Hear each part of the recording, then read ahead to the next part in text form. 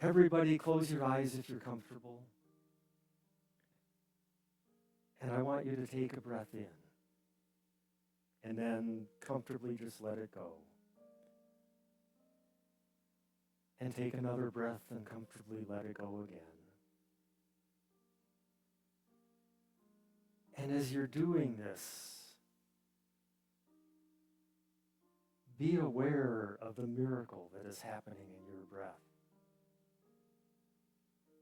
That as you breathe that breath in, you are literally breathing in a component of the energy that allows us to be living beings, that pumps our hearts and moves our muscles and fires the neurons in our brains. And as we breathe out the byproducts of all of that miraculous energy creation.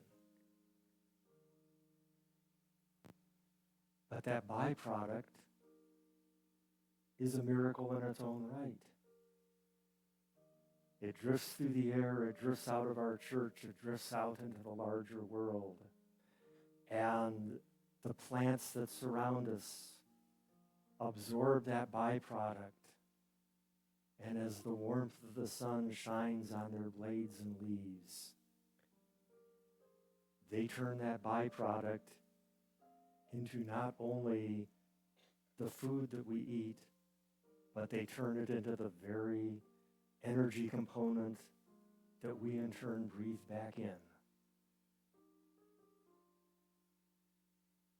And so I would like you to reflect for a little bit on how amazing that connection is. That we and all this life outside the church are all interconnected. That what we give is in turn a gift to other life.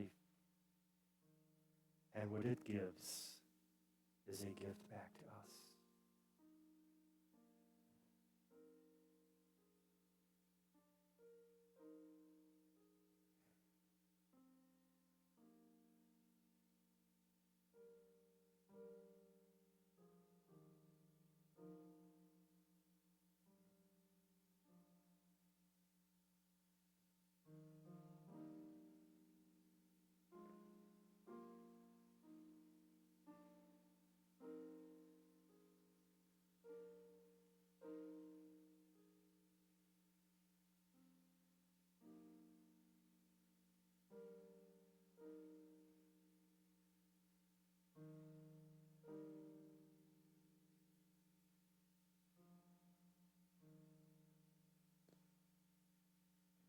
So as we continue to breathe in and breathe out,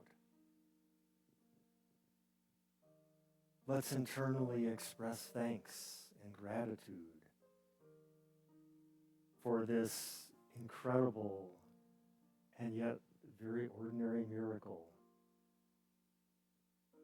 that makes us manifest as one of the myriad possibilities of our universe, that makes us be alive. And so it is. Amen. So, when I was first offered to do this and Mark scheduled me, and it was way out in the future, so I didn't think very much about it. And my wife talked me out of this.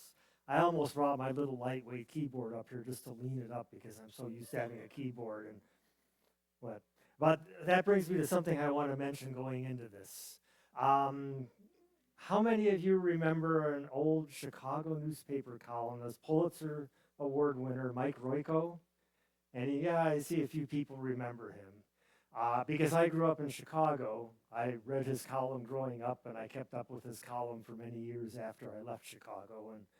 And he wrote a really fabulous column at some point in the distant past about the difference between being serious and being solemn. And solemn and laughter don't live in the same room. But serious can have lots and lots of laughter in it. And so I'm a serious person. So you guys can laugh all you want. Now, I grew up in the Presbyterian church. Suspect most of us probably didn't grow up in unity. But I grew up in the Presbyterian church, and my parents were fervent Presbyterians. When I was young, and when I was born in Chicago, we moved out to the suburb of Park Ridge when I was 3.5 years old. And when I was really little, there was no Presbyterian church in Park Ridge, Illinois. And my father and a bunch of men actually built a church across the street from Lincoln Junior High School. And every weekend the men went down there and they worked all day Saturday and they worked all Sunday afternoon, and the wives all showed up and brought sandwiches and iced tea and stuff like that. And in the interim, our church actually met in an activity room in the basement of Lincoln Junior High School underneath the gymnasium. And so, I mean, I literally, I watched my church get built. It was kind of interesting, and I was fervent. I mean, I was very serious. My parents were very serious. And I belonged to all the youth organizations that did Vacation Bible School and all of that. And all through high school, I was very, very involved with the youth movement and everything. And in fact, when I was 13 years old, I received this. It's kind of falling apart. This is a Presbyterian youth hymnal, and I still have it. Now, and actually, at the time, this went right over my head. But at the point when I got this, I had two favorite hymns in here. And I confess that actually one of them was the all-time favorite of the whole youth organization. The other one, not quite so much, but we still sang it a lot. And I want to read you a couple of words from them because they're like pre-unity thinking, I guess you would call it. So this is hymn number 5. This was the all-time favorite. The God of love my shepherd is, and he that doth me feed. While he is mine and I am his, what can I want or need? I mean, isn't that so unity? Maybe not the gender part, but it is so unity. It's actually, that hymn is taken from Psalm number 28. And then the other one, it had an unlucky number, but was popular anyhow, hymn number 13, who trusts in God's unchanging love, builds on the rock that naught can move. And so while I had no contact with unity or any knowledge of unity or anything like that, that little seed was actually there in my early life without me realizing it. But eventually, the church failed me. It failed my whole family. We had a series just after I got out of high school of family tragedies over a couple of years. The first was my mom's dad, my Grandpa Nelson, who taught me to fish when I was 5 years old. And this wasn't so much a tragedy as just a loss, but he passed away.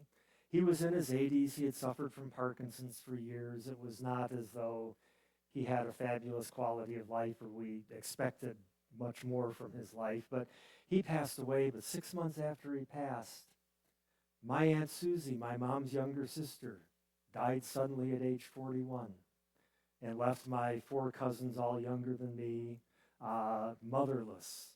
And that was a tragedy. And then my younger brother, who was a year behind me in school and everything, died in a car accident. Driving home from a date, fell asleep, went off the road, and died. And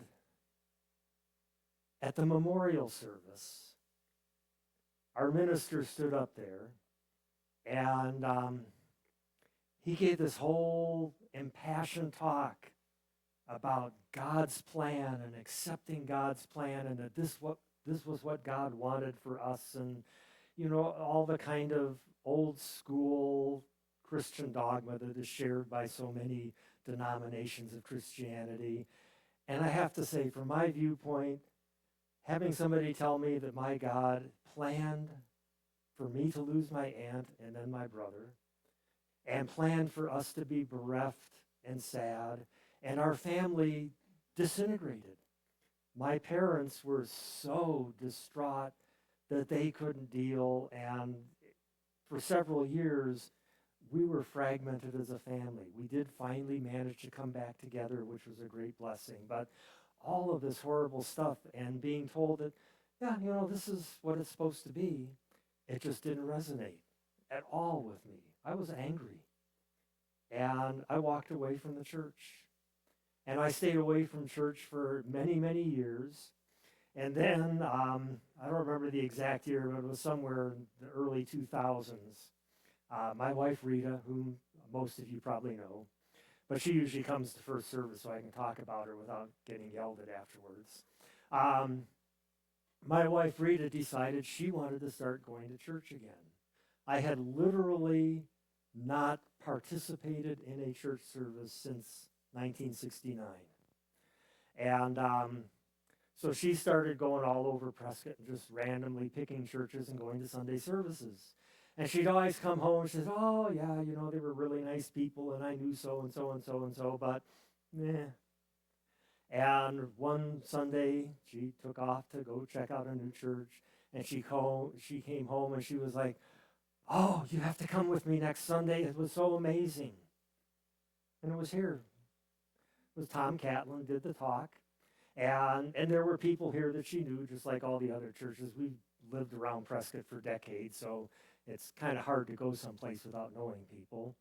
And so I walked in here, and it was amazing how resonant it felt. Even though I confess I was very resistant to the idea of getting involved in church again. The experience that I had had after my brother's death was, that was major emotional trauma to be in that spot, and being willing to open myself spiritually to getting involved again was not an easy thing, but this place was so perfect. And what was very interesting about it is that in the interim, between walking away from the Presbyterian Church and showing up here, and I think it was the early part of '05, just over 20 years ago, I had studied anthropology, and I started out of college doing chemistry and physics, and archaeology and geology, and I had learned all of this stuff about the nature of our world. Rita and I are about as curious as any two people you'll ever find. I think she's maybe even more curious than I am, although our curiosities go in slightly different directions. But, I actually came up with that word, that we were exploratory personalities. Back in 2012, I decided to go to work in the oil fields. And some of you who've been here a while might remember that I was gone for 8 or 9 months, along with Rita, that year and the following year. And so I literally went to work in the oil fields in Midland, Texas, and Rita came, and we lived in a man cabin, a travel trailer, and all of that. But what was interesting about it is that I worked at this survey and engineering company, and everybody else working in the company had all been born and raised there. They were Midland natives. Within a week, I'd come in and I'd say, hey, have you guys ever been out to, and they go, out to what? Literally. In 3 weeks, we discovered more strange things about Midland to go visit and see than all these people that had lived there their whole lives. That's what we're like.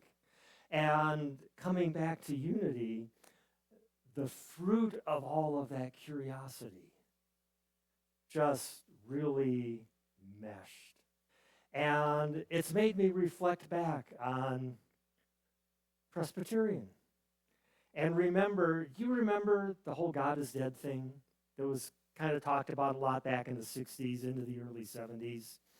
And it started with some writings by Friedrich Nietzsche in 1882 that didn't get a lot of traction at the time. But in the 1960s, a number of significant clerics in both the U.S. and Europe kind of got into that idea and started talking a lot, and it sort of became a catchphrase. I remember the God is dead signs popping up here and there and stuff. And actually, one of the significant American clerics involved was a Episcopalian cleric by the name of Paul Van Buren, who's probably my cousin.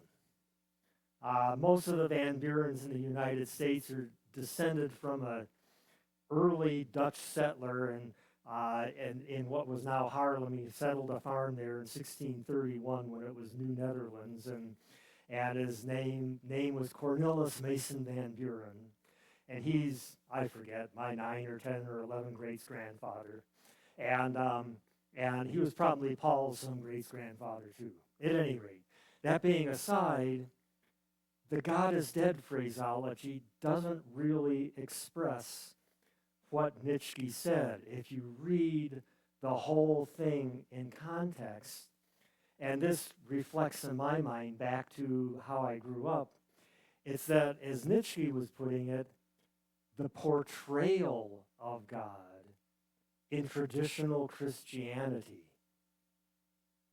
has died. It is no longer valid. It's too limited. And when you think back to God, as God is talked about in especially the Old Testament, which is where Christianity and Islam and Judaism all have their basic roots. But even in the New Testament, when you read about God, there are all sorts of references to jealousy and anger and exclusivity and conditionality, and all this stuff is wrapped around God. And not only that, God is given a gender.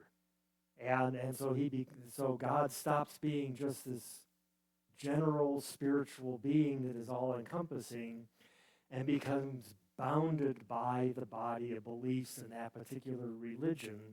And the nature of that bounding of God comes from a time when we humans collectively knew, compared to today, almost nothing about the universe that we live in.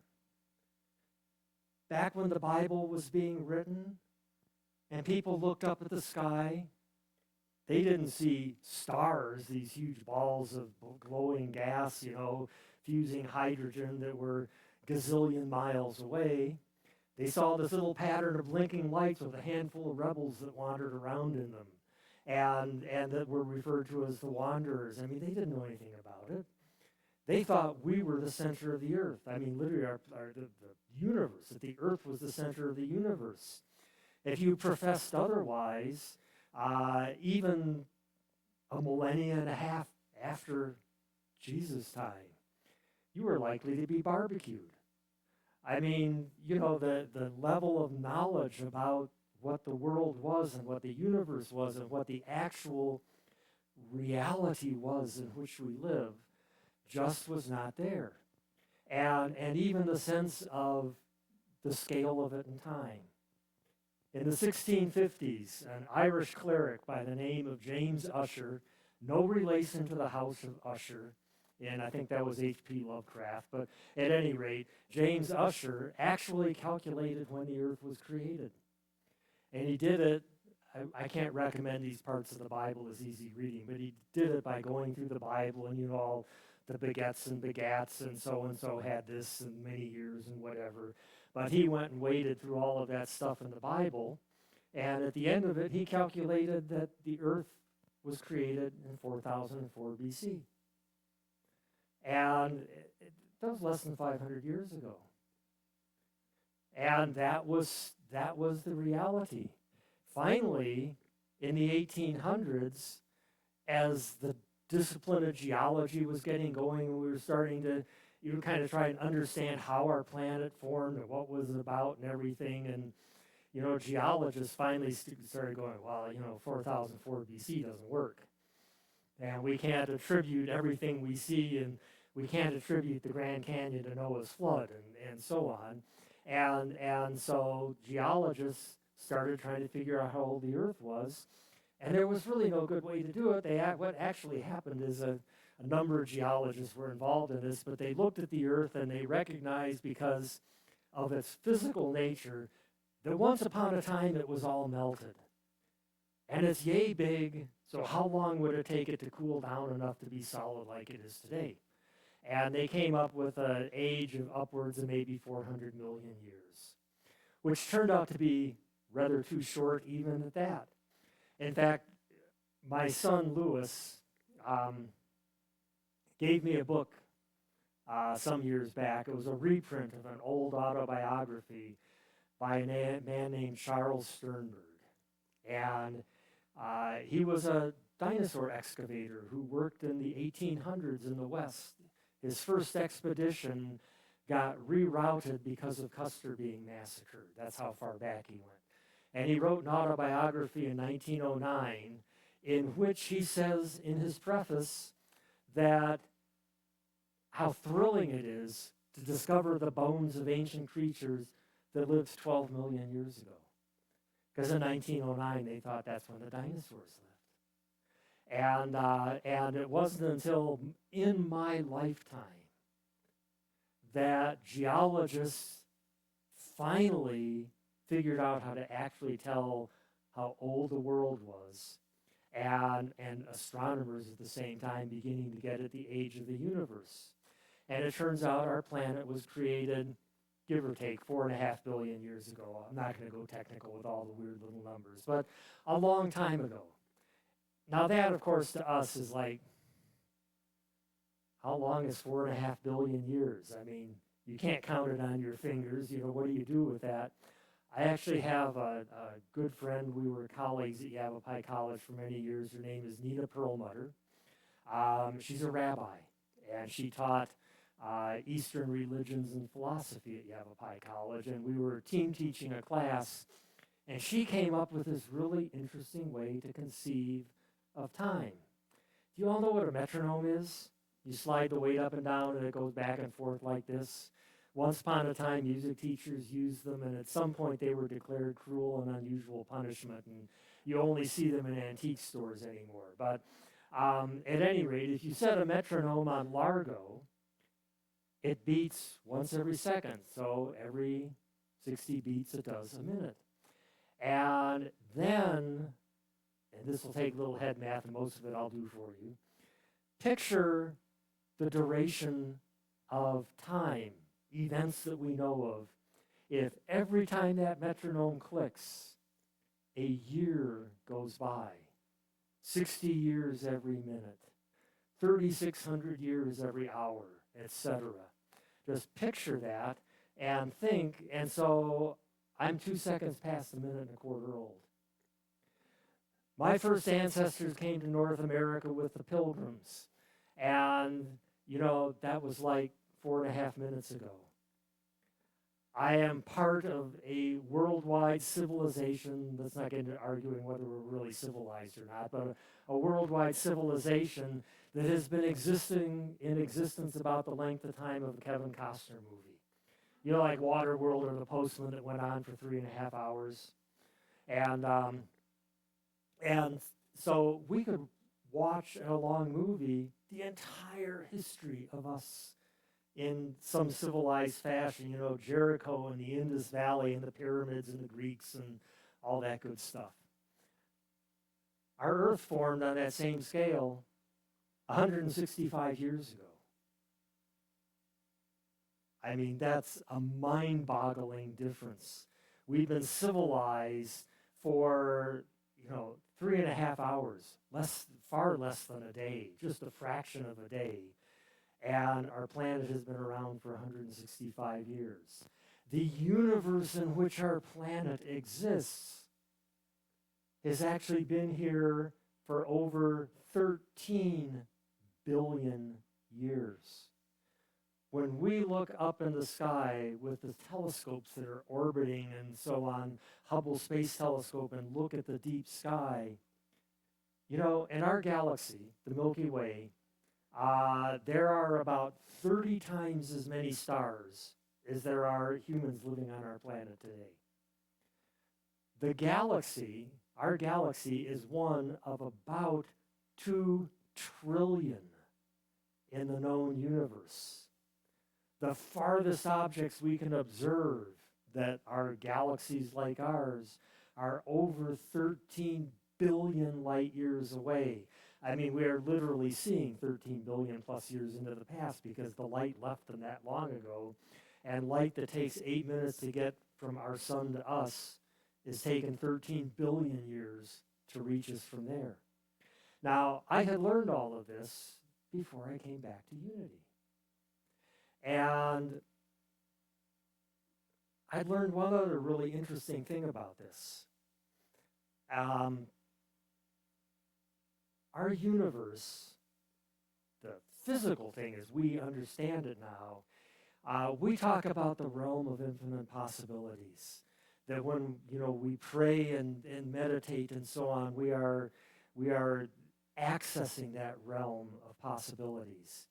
Our universe is actually a realm of increasing possibilities. If we went back to our universe 13 billion years ago, there would be no hope of finding anybody like us. We weren't possible. Our universe has actually evolved and changed to make more and more possible as time goes on. The early universe had nothing in it but hydrogen and helium, so if we had gone back there and visited, our voices would have squeaked. And there were no planets like ours. They couldn't exist. The material to make them literally did not exist in the early days of the universe. And as supernovas, these giant exploding stars that happen all the time, as supernovas are going on, just to give you how frequent, in the Milky Way, since the Earth was formed, there have been approximately 150 million supernovas erupt. I mean, they're not at all unusual, and in the hearts of supernovas, that is where the stuff that we are made out of is created. And that's the only place that it's created. We are literally the stuff of exploded stars. And it took our universe billions of years of exploding stars to finally create enough of that stuff that even our planet was a possibility. And then here we are on our planet, and here I want to take a slight aside. Lots of people that talk about humanity, anthropologists, scientists, evolutionists, etc., they tend to look at us as the pinnacle of the evolution of not only our planet, but the universe as a whole. As though all of this stuff that's gone on and all of these exploding suns and all of the things on our planet and, the evolving of a breathable atmosphere, etc., that the whole point of it was to produce us. And I read a really interesting book a few years ago called The Ancestor's Tale. It was written by Richard Dawkins and Yan Wang. And in that book, they make the point that you can take that viewpoint for any living thing on our planet. You can take a COVID-19 virus and go, yep, that was the point of it all. Or you can take one of the elm trees on the street, or the manzanita in the little garden by the sign, or, the mosquito that buzzes your ear. I mean, realistically, everything on our planet alive is at the same pinnacle of all of this process as we are, that we are not so special. And in their book, the way they approach the whole story of life and evolution and us and so on is to start with us and go back and talk. The story is about where we keep joining other lines of life until finally all of these lines have converged back to these tiny little single-cell organisms several billion years ago. They just turn the whole story backwards. Now, we're finally getting kind of to the point of why I'm telling you this whole story. And the point might feel a little uncomfortable to some of you. How do we know that there is God? I mean, really, there's no way to empirically prove the existence of God. In many regards, our knowing that there is God is not up here, it's in here. It's a matter of faith. It involves a level of belief. And I'm very comfortable with that. I mean, I have a great deal of faith in the existence of God, and yet, and this is mildly uncomfortable to do, and yet, sometimes I step back from that and I go, well, faith and belief is not necessarily reality. I mean, it's my reality, but it's not necessarily the actual reality of this huge, vast realm of universe that surrounds me. But every time I think about that, I kind of turn the thing around and I think about it a little bit different way. I think, well, okay, if God is not actually an empirical reality, and I look at the universe without God,